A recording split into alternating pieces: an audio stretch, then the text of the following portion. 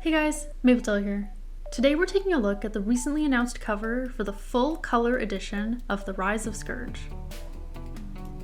And we're drawing, or rather just coloring, art for a couple projects I was accepted into recently.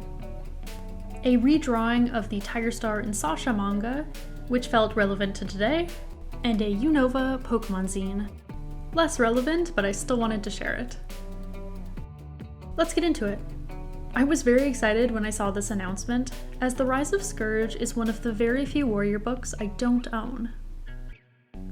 Once the graphic novels started getting colored, I decided only to buy those versions, as my brother already owned the black and white versions, which I've borrowed from him before. I was worried we'd never get colored versions of this book, or of Tiger Star and Sasha's, as neither are by the artist who's been updating the mangas with color and creating new graphic novels.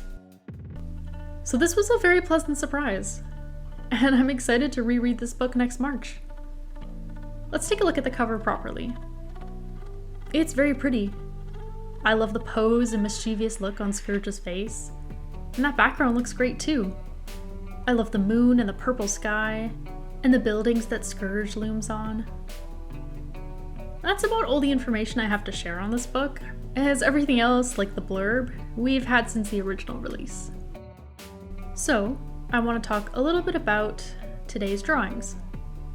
I was very happy to be accepted into these projects. The Warriors one is being hosted by Ofu Kitty, and the Pokemon one is on the Twitter Love Letter to Unova. The manga, Into the Woods, is not exactly known for its beautiful art style, so it's really cool seeing fans reworking it. I received page 46, with Sasha heading out on her own. It was a bit of a challenging page to work with, as it's kind of hard to tell exactly what's going on in the background. It appears like Sasha is walking through some undergrowth or bushes. I tried to make it a little more legible as I translated it into my style. My design for Sasha is one I've used before. I drew her years ago when I was working on a Little Warrior Cats family tree project. For Pokemon, I was able to snap up the page for Winter, Sawsbuck, and Deerling. The zine is focusing on all of the Pokemon introduced in Generation 5, which is awesome, as in my opinion, Gen 5 has some of the best designs. Yes, even the ice cream Pokemon that most people seem to hate.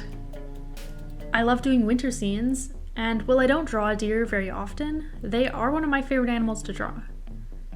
I found a cute reference image of deer to use as inspiration, and looked for some pretty winter color palettes for my background. I went for a lot of purple, orange, and brown vibes for the piece, and I think it turned out really pretty and soft. And that's about it from me, so enjoy the rest of the drawing.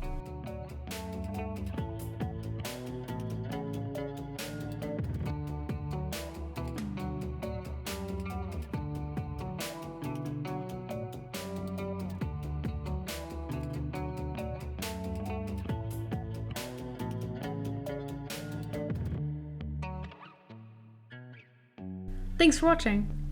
It was a lot of fun working on these two projects, and I'm very excited to read this new version of The Rise of Scourge when it releases next year.